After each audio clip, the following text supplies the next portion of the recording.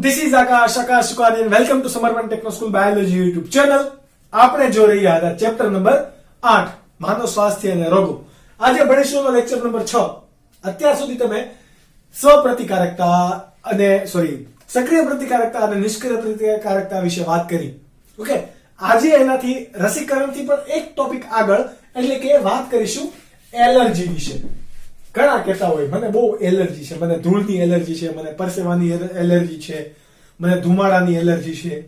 શું થાય હકીકતમાં એલર્જી હોય તો?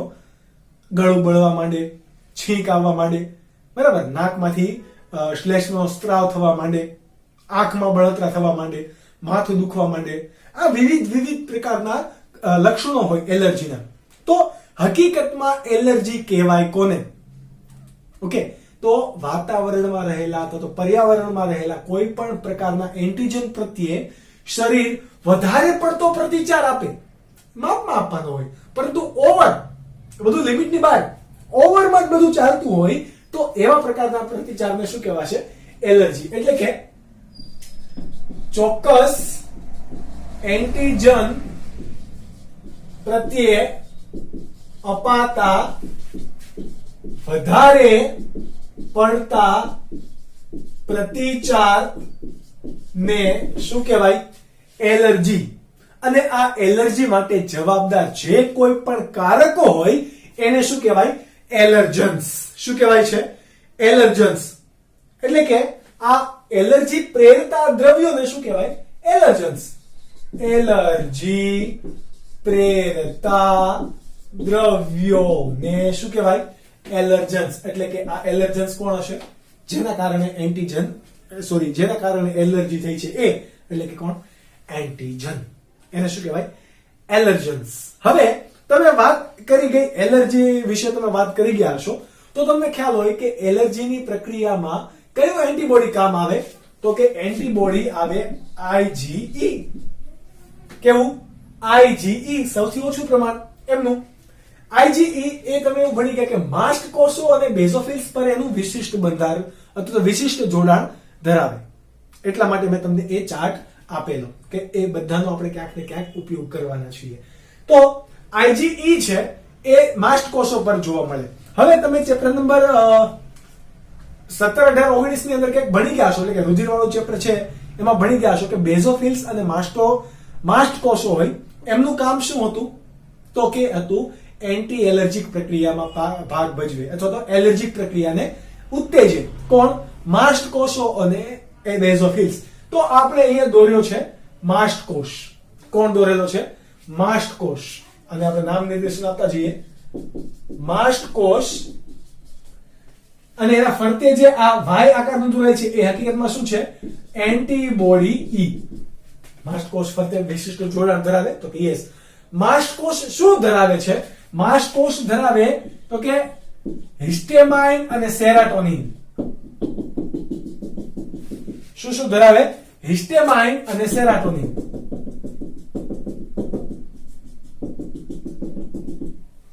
એ પુટિકાઓમાં હશે. માસ્ટ કોષની અંદર પણ શેમાં હોય? હિસ્ટેમાઇન અને સેરાટોનિન. આ બધા એક નાની નાની પુટિકાની અંદર માસ્ટ કોષની અંદર રહેલા હોય. હવે કોઈ એન્ટીજન બહારથી આવે છે, અજાણ્યો કોઈ પણ એન્ટીજન આવે છે અને આ એન્ટીજન આ એન્ટીબોડી ઉપર બેસી જાય છે, એટલે કે આ એન્ટીજન એન્ટીબોડીની પ્રક્રિયા થઈ. ઓકે, હવે અહીંયા એન્ટીબોડી E દ્વારા કંઈક લિમિટમાં પ્રતિચાર આપવાનો હોય, પરંતુ એ વધારે પડતો પ્રતિચાર આપે છે. એના કારણે આ માસ્ટ કોષનું લેયર તૂટતા આ હિસ્ટેમાઇન અને સેરાટોનિનના દ્રવ્યો પુટિકામાંથી કેવા નીકળે છે? બહાર નીકળી જાય. એના કારણે, કોના કારણે? તો કે હિસ્ટેમાઇન અને સેરાટોનિનને કારણે એલર્જી જોવા મળે છે. કોના કારણે? હિસ્ટેમાઇન અને સેરાટોનિન ના કારણે શું જોવા મળે તમને? એલર્જી જોવા મળે. અને જેવું આ ભાગ, એટલે કે આ હિસ્ટેમાઇન અને સેરાટોનિન બહાર નીકળશે એટલે તમારા વિવિધ પ્રકારના ઉપચાર ચાલુ થઈ જશે. આ એન્ટીજનને ભગાડો, કંઈક અંદર થઈ ગયું, ઓવર થઈ જાય એને. ઓકે, તો એટલા માટેની આ પ્રક્રિયા કરશે એટલે તમને આંખ બળશે, આંખમાંથી આંસુ આવવા માંડશે, છીંક આવવા માંડશે, ગળું બળવા માંડશે, વિવિધ પ્રકારના તમને એલર્જીના સિગ્નલ્સ જોવા મળે. તો આ વાત હતી કોની? એલર્જીની. મેં તમને શોર્ટ એન્ડ સિમ્પલ સમજાવી દીધું. તમારે નોટ ડાઉન કઈ રીતે હંમેશા કરવાનું છે, જે રીતે તમને ટેક્સ્ટ બુકમાં આપેલું એ રીતે મુદ્દા વાઇઝ તમારે લખવાનું રહેશે, વિથ ફિગર. આકૃતિ પણ તમારે દોરવાની રહે. હવે તમારે આ એલર્જીથી તમારે બચવું હોય તો શું કરવું પડે? હિસ્ટેમાઇન છે તો હિસ્ટેમાઇનને અવરોધે કોણ? એન્ટી હિસ્ટેમાઇન. બરાબર. આ સેરોટોનિન છે. સેરોટોનિન એક પ્રકારનું સ્ટીરોઇડ છે. તો એને જ કોણ એનો વિરોધ કોણ કરશે? સ્ટીરોઇડ. તો એન્ટીહિસ્ટેમાઇન કે સ્ટીરોઇડ પ્રકારની જે દવા છે, અથવા તો એડ્રીનાલિન પ્રકારની દવા હોય, એડ્રીનાલિન પ્રકારની દવા કે જે મૂત્રપિંડમાં એડ્રીનલ ગ્રંથિને ઉત્તેજે અથવા તો એના પર કામ કરતી હોય, એ પ્રકારની મેડિસિન્સ છે એ એલર્જીને અટકાવી શકશે. ઓકે. આજના એરિયામાં તમે જુઓ, જ્યારે પણ તમે કોઈ નવો વસવાટની અંદર જાઓ, રૂમ ચેન્જ કરો અથવા તો ઘર ફેરવો, એટલે તમને ત્યાંનું આજુબાજુનું વાતાવરણ તમારા માટે નવું હોય, એટલા માટે કંઈક ને કંઈક એલર્જી તમારી બદલાતી રહેતી હોય. ઘણા લોકોને સ્મેલથી એલર્જી હોય, અમુકથી કોઈકને અત્તરની સ્મેલ હોય, એ ના પસંદ હોય. ઓકે. એ ના પસંદ અને પસંદનો સવાલ છે, એલર્જી નથી. ઓકે. ઘણા લોકોને મહેંદી મૂકો તમે, ઓકે, તો મહેંદી મૂકો તો શરીરની અંદર ફોલ્લીઓ થઈ જાય, તો એ એક પ્રકારની એલર્જી છે. તો આ બધા માટે જવાબદાર કોણ હશે? આ ઘટક કે જે તમે હવે નોટ ડાઉન કરી શકો. ત્યારબાદ ચેપ્ટરમાં આપણે આગળ વધીએ તો ટોપિક છે આપણા પાસે સ્વપ્રતિકારકતા. તમે એવું થતું છે કેટલીક પ્રતિકારકતા છે, બસ હવે એક જ ભણવાની છે. આના પછી આ અને આના પછી હજી એક. ઓકે. તો એના તફાવત તમને પૂછે તો યાદ રહેવું જોઈએ. ઓકે. સ્વપ્રતિકારકતા. આપણે વાત કરીએ પ્રતિકારકતામાં તો આપણને ખબર છે કે કોઈ પણ ઉચ્ચ કક્ષાના પ્રાણીઓ હોય એ કોઈ પણ એન્ટીજન કે કોઈ પણ રોગકારકને ઓળખી શકવાની ક્ષમતા ધરાવે છે સ્મૃતિ કોષોના આધારે. હવે આ બીટા લસિકા કોષ કઈ રીતે એમને ઓળખે છે એ હજુ સુધી ખબર પડી નથી. તો તમારી પાસે સ્કોપ છે, રિસર્ચ કરી શકો. ઓકે. અને આના ઉપર ઓલરેડી રિસર્ચ ચાલુ છે. એની મિકેનિઝમ કયા પ્રકારની હોય વગેરે વગેરે. કોઈ પણ નવા પ્રકારનો રોગકારક આવ્યો કઈ રીતે એમને ઓળખતા હશે. ઓકે. તો આ સ્મૃતિનો ગુણધર્મ કઈ રીતે ઉચ્ચ કક્ષાના પ્રાણીઓની અંદર છે એ એક વિસ્મયની બાબત છે, આશ્ચર્યની બાબત છે. ઓકે. તો આપણે દરેક ઉચ્ચ કક્ષાના પ્રાણીઓ તમે જુઓ, કોઈક નવો રોગ આવશે, એના પ્રત્યેના એન્ટીજન આપણા શરીરમાં આવે તો શરીર એના પ્રત્યે એન્ટીબોડી બનાવવા જ માંડે છે. કેમ? કઈ રીતે બનાવે છે? તો કે આ ધીરે ધીરે બન્યું છે. તાત્કાલિક આપણે પ્રાથમિક જ્યારથી જીવનો ઉદ્ભવ થયો ત્યારથી આવું કઈ થયું છે? તો કે નહીં. ધીરે ધીરે આપણે ઉદ્વિકાસ કરીને આ લેવલ સુધી પહોંચ્યા છીએ. તો એક જટિલ તંત્ર છે, જટિલ પ્રક્રિયા, જૈવિક પ્રક્રિયા છે. તો એ કઈ રીતે થતી હશે એની આપણે વાત કરીશું. એમાં પહેલા વાત કરીએ સ્વપ્રતિકારકતા. ઘણા રોગ હશે એ સ્વપ્રતિકારકતાના રોગ કહેવાય. કોને કહેવાય સ્વપ્રતિકારકતાના રોગ? તો કોઈ પણ જનીનિક ખામીને કારણે કે અન્ય કોઈ કારણોસર રોગકારક આપણું શરીર છે એને એન્ટીજનનો કે રોગકારકોનો નાશ કરવાનો છે, એના બદલે આપણા શરીરના કોષોનો શું કરવા માંડે? નાશ કરવા માંડે. આપણને નુકસાન પહોંચાડે. તો એવા બધાને શું કહેવાશે? સ્વપ્રતિકારકતાના રોગ.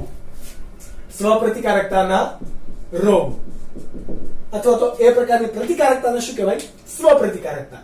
તમારે વ્યાખ્યા આપવી હોય તો કોઈ જનીનિક કે અન્ય કારણસર શરીર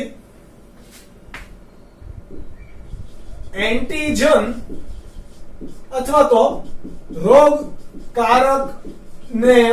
રોગકારકનો નાશ કરવાના બદલે પોતાના જ કોષો પર હુમલો કરે તો એવા પ્રકારના રોગોને શું કહેવાય? શું કહેવાશે? સ્વપ્રતિકારકતાના રોગો. આ રોગ આપણા પાસે એમ તો ઘણા બધા છે, પરંતુ તમને જે સિલેબસમાં આપ્યા છે એવા આપણે અહીંયા 4 ને યાદ રાખવાના છે. તમે નો ડાઉટ નીટ સોલ્વ કરતા જશો એટલે ધીરે ધીરે તમારે ઘણા બધા આવશે રોગ અને એનો ક્યાંક રોગ આપેલો હોય તો ત્યાં લખેલું પણ હોય કે સ્વપ્રતિરક્ષાનો રોગ છે. કેવો છે? સ્વપ્રતિરક્ષાનો રોગ. તો એ તમારે અહીંયા જાણવું પડે કે કોને કહેવાય પ્રતિકારકતા અને કોને કહેવાય સ્વપ્રતિરક્ષાનો રોગ. ઓકે, તો આપણા પાસે સ્વપ્રતિરક્ષા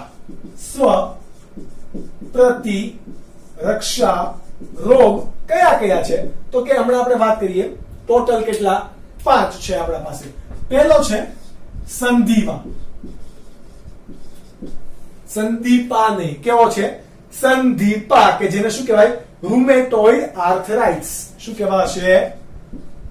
રૂમેટોઇડ આર્થરાઇટિસ.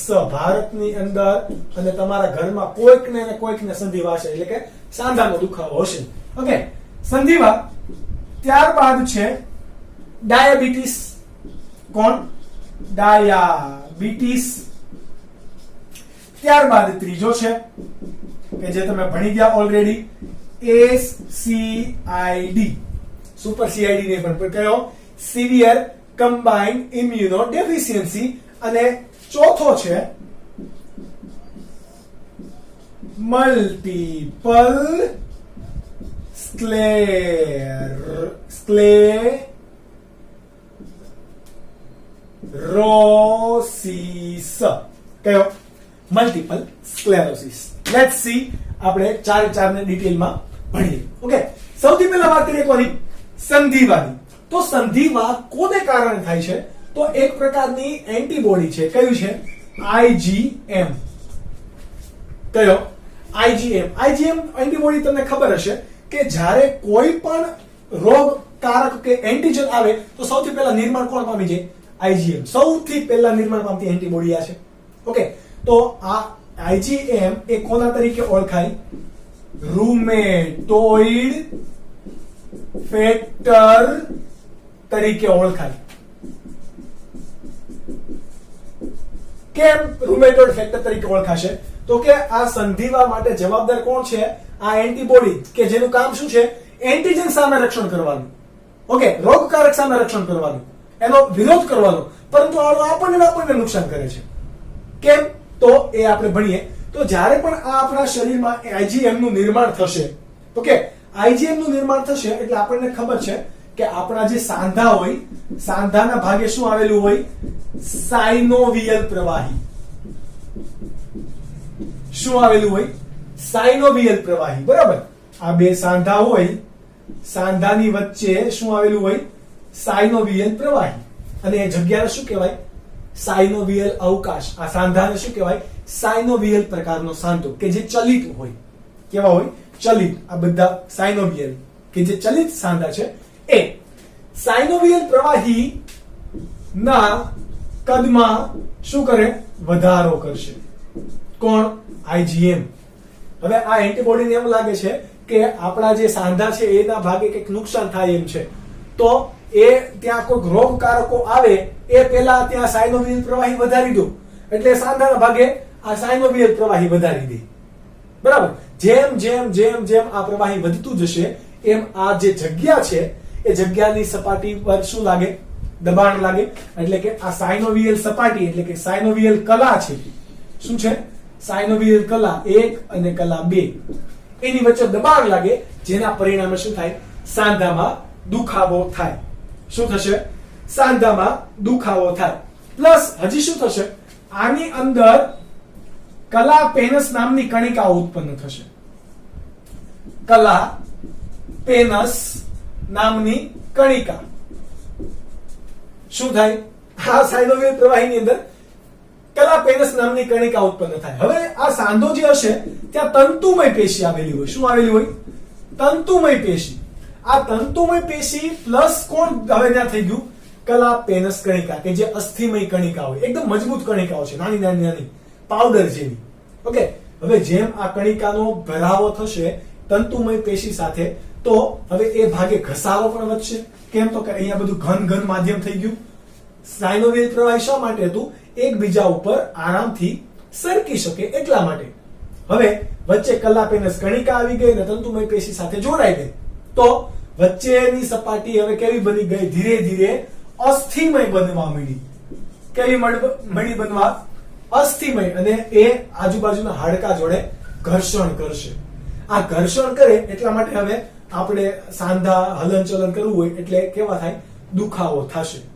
ઓકે, દુખાવો થાય. અને જો આ બહુ વધી જાય તો સાંધા એ હલતા બંધ થઈ જાય. અમુક લોકો કે ખબર મારે આ હાથ આમ બહુ હલતો નથી, પાછળ નથી ફરતો, અથવા તો આ હાથ આમ નથી થતા. કેમ? તો કે ત્યાં કલાપેનસ કણિકા એ સાયનોવિયલ પ્રવાહીમાં રહેલ તંતુમય પેશી સાથે ભળી ગયું છે અને જે અસ્થિમય જેવું બની જાય. એટલા માટે હવે જે અવકાશ હોવો જોઈએ, ફ્લેક્સિબિલિટી હોવી જોઈએ, એ મળતી નથી. જુઓ, કરવાનું હતું બીજા કોઈકનો નાશ અને આ એન્ટીબોડી એ પોતાના ઉપર કરી નાખ્યો. પણ બધામાં આવું નથી થતું. કોનામાં આવું થશે? જનનિક ખામી કે કોઈ અન્ય કારણસર ફક્ત થશે. ચલો, સારવાર કરવી હોય તો આપણે કેમ કરીએ? તમને બધાને ખબર, સારવાર સાંધાની હોય એટલે આપણે દેશી તરીકે જ કરવાની. શું કરીએ? તો કે ગરમ ઇસ્ત્રી વડે રૂમાલ ગરમ કરીએ, ઓકે, પછી એને સાંધા ઉપર મૂકીએ અને એનો શેક કરીએ, તો ગરમ પાણીનો શેક કરીએ. એટલે કે ગરમી આપીને આ કણિકા હોય એને ઓગળવાનો પ્રયાસ કરીએ. ઓકે, એટલે કે ગરમીથી ઘણી વખત આપણે ફિઝિયોથેરાપીની મદદ લઈએ અને જો એકદમ હાઈ લેવલનું હોય, કોઈકની ડોકમાં સંધિવા કે ખંભા ઉપર થઈ ગયો, આમથી આમ ખંભા નથી થતા, તો ભાઈ એને બિચારાને કેમ કરવું? તો એને સાંધા બદલાવવાની જરૂર પડે. સાંધા બદલાવ એટલે કે ત્યાં ઓપરેશન કરાવવું પડે. આ ભાગ એનો શું કરી દે? ક્લીન કરે. તો એ એકદમ હાઈ લેવલની કન્ડિશન હોય ત્યારે કરવામાં આવે. ત્યારબાદ આપણા પાસે બીજો રોગ છે ડાયાબિટીસ. કયો છે? ડાયાબિટીસ, કે જેને બીજું નામ શું અપાય? IDDM. શું નામ અપાશે? IDDM. શા માટે? આખું નામ એવું થશે ઇન્સ્યુલિન ડિપેન્ડન્ટ ડાયાબિટીસ મેલિટસ. તમે ડાયાબિટીસ મેલિટસ અને ઇન્સિપિડન્સ બે નામ ભણી ગયા. એ પૈકી આ છે ઇન્સ્યુલિન આધારિત ડાયાબિટીસ. એ કયો હોય? આપણો મેલિટસ પ્રકારની ટાઈપ 1 અને ટાઈપ 2 આપણને બે ડાયાબિટીસ જોવા મળે. એ પૈકી એક ઇન્સ્યુલિન ડિપેન્ડન્ટ ડાયાબિટીસ મેલિટસ. એ કોને કહેવાય? ડાયાબિટીસ. ઓકે, હવે તમને ખબર છે ડાયાબિટીસ થાય એટલે શું થાય? આપણા શરીરની અંદર સ્વાદુપિંડની અંદર બીટા કોષો હોય, એ શું કરે? ઇન્સ્યુલિનનો સ્ત્રાવ કરવાનું હતું, પણ કોઈ કારણોસર શું થશે? પોતાના કોષો નાશ પામે. બીટા કોષ નાશ પામી જશે. એટલે હવે ઇન્સ્યુલિન તમારું બનશે નહીં. ઇન્સ્યુલિન નહીં બને તો તમારા શરીરની અંદર શું થશે? ગ્લુકોઝનું પ્રમાણ વધશે. શું વધશે? ગ્લુકોઝનું પ્રમાણ વધે, કે જેને શું કહેવાય? એક કન્ડિશનને શું કહેવાય?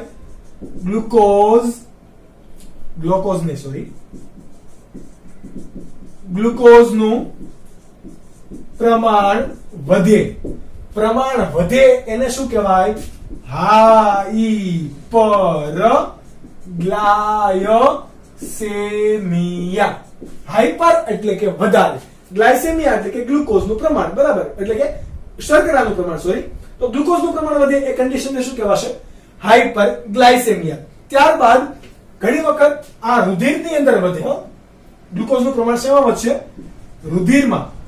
હવે મૂત્રમાં ગ્લુકોઝનું પ્રમાણ વધે તો એને શું કહેવાય? ગ્લાયકોસુરિયા. કેવું કહેવાશે?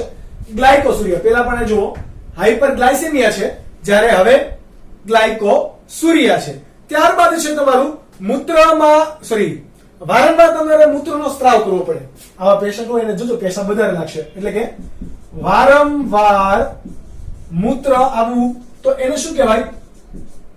પોલીસુરિયા. કેવું કહેવાશે? યુરિયા. કારણ કે આપણે કેવા ત્યાગી પ્રાણી છીએ?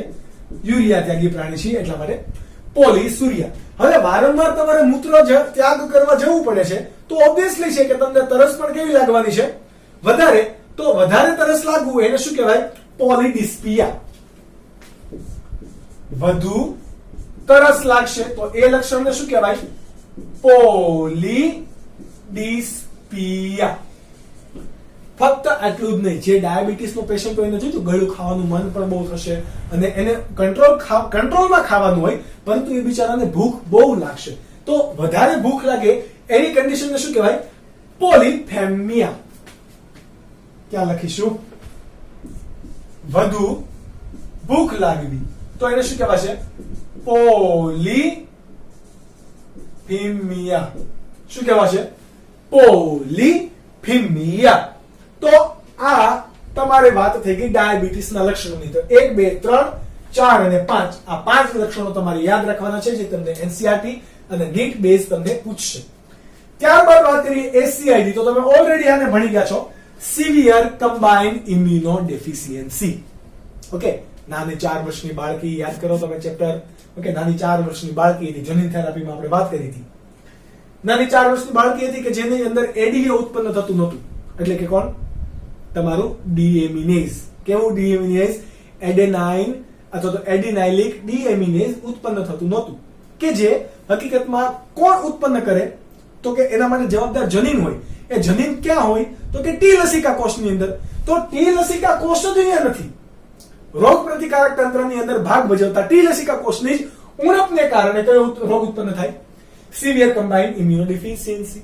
જેના કારણે જો બહુ જ ટી લસિકા કોષોનું પ્રમાણ ઓછું હોય તો આવી કિસ્સામાં નાની વયે પણ સજીવનું મૃત્યુ થાય, એટલે કે કોઈ પણ વ્યક્તિનું મૃત્યુ થાય. તમે એસસીઆઈડી વિશે ભણી ગયા છો ઓલરેડી આ ચેપ્ટરની અંદર, સોરી આ સેમિસ્ટરની અંદર પણ. તો તમારે એ રોગ કેવો છે? સ્વપ્રતિરક્ષાનો રોગ, એ યાદ રાખવાનું રહેશે. મલ્ટીપલ સ્ક્લેરોસિસ ત્યારબાદ તમે ભણી ગયા છો, ચેતાતંત્ર, ચેપ્ટર નંબર 21 ધોરણ 11. ઓકે, તમને એમ થતું છે આ સાલાને એટલું બધું યાદ રહી છે, પરંતુ મારો ધંધો જ આ છે. ઓકે, તમારો ધંધો ભણવાનો છે, તો તમારે ભણવાનું. Multiple sclerosis.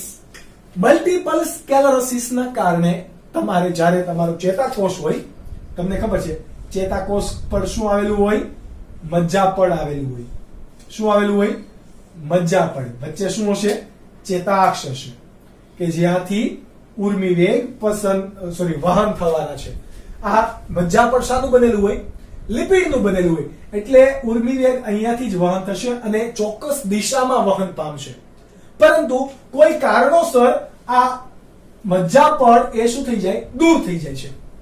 મજ્જાપડ દૂર થઈ જાય છે એટલે આ એક દિશામાં જે સંદેશા જતા હતા એ કોઈ પણ દિશામાં, એટલે કે મલ્ટીપલ દિશાની અંદર જવા મળશે. તો આવા પ્રકારનો જે રોગ છે એને શું કહેવાય? Multiple sclerosis. શું કહેવાશે?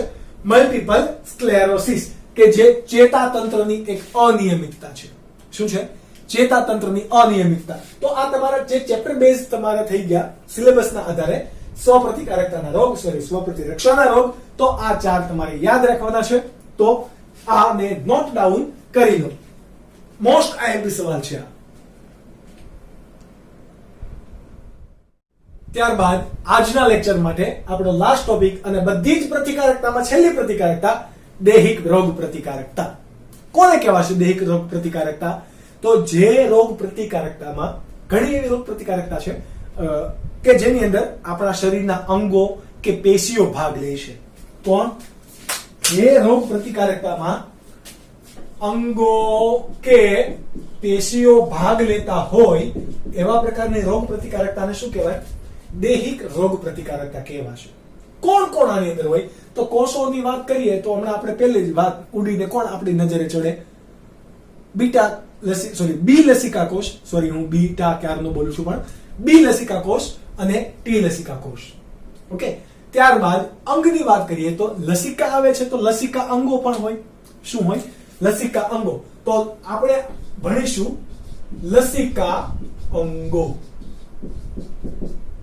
ઓકે, લસિકા અંગો. કોણ કોણ લસિકા અંગો હોય તો એની આપણે વાત કરીશું. ઓકે, સૌથી પહેલા આપણે જોઈએ કે સૌથી પહેલું લસિકા અંગ, તો કે લસિકા કોષનું નિર્માણ કરતું અંગ, એટલે કે મુખ્ય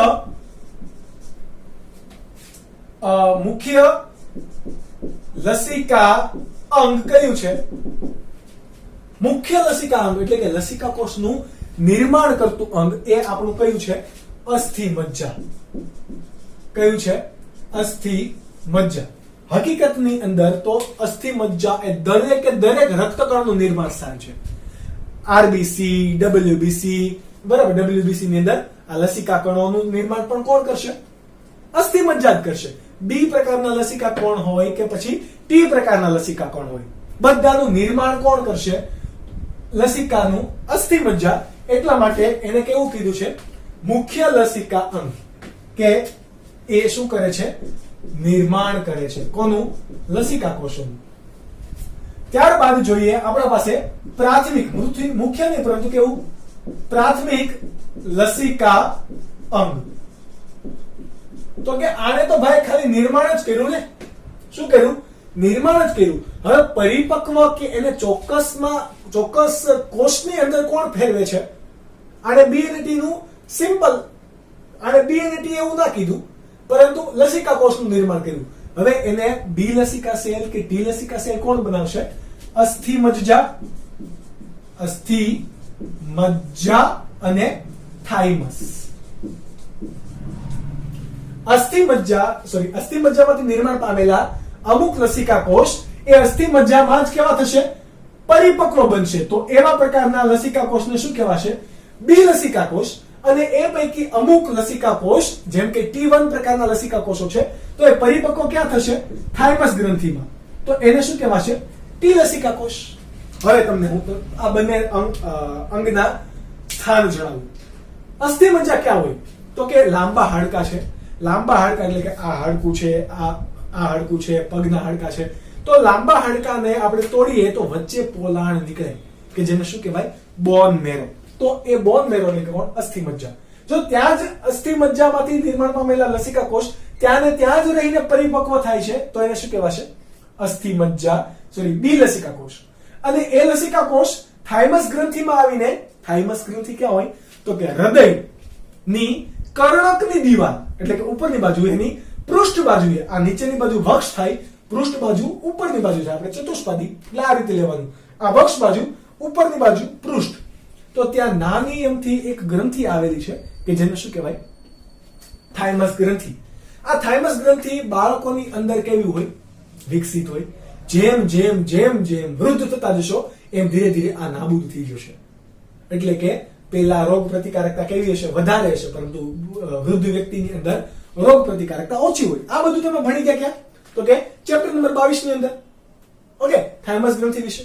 તો તમને એના વિશે ખ્યાલ હોવો જોઈએ. તો એ બંને અંગ કેવા છે? લસિકા અંગ કે જે દૈહિક રોગ પ્રતિકારકતામાં ભાગ ભજવે છે. પ્રાથમિક લસિકા અંગ. ત્યારબાદ વાત કરીએ દ્વિતીય લસિકા અંગ. કેવા? દ્વિતીયક લસિકા અંગ. દ્વિતીયક લસિકા અંગ તરીકે કોણ કોણ વર્તે? તો કે પેલું છે લસિકા ગાંઠો. કોણ? લસિકા ગાંઠો. ત્યારબાદ બરોળ ગ્રંથિ. ત્યારબાદ MALT. ઘણીવાર કાકડા. બરાબર, ઘણી વખત કાકડા. આ બધા અંગો છે એ કેવા છે? દ્વિતીયક લસિકા અંગો. કેવા છે? દ્વિતીયક લસિકા અંગો. આપણે બધા શા માટે દ્વિતીયક કીધા? આપણે અહીંયા કીધું નિર્માણ. તો મુખ્ય આ કેવું છે? પરિપક્વ કરે છે. જ્યારે આ પરિપક્વ થઈ જાય પછી એનું કામ શું છે? તો કામ કરવા માટેની સપાટી એટલે કે કાર્ય સપાટી કોણ પૂરી પાડે? તો કે દ્વિતીયક લસિકા અંગો. કયા કયા છે? લસિકા ગાંઠ, બરોળ, MALT અને માલ્ટ અને કોણ છે? કાકડા. Let's see in detail. પહેલા જોઈએ લસિકા ગાંઠો, બરોળ અને માલ્ટ.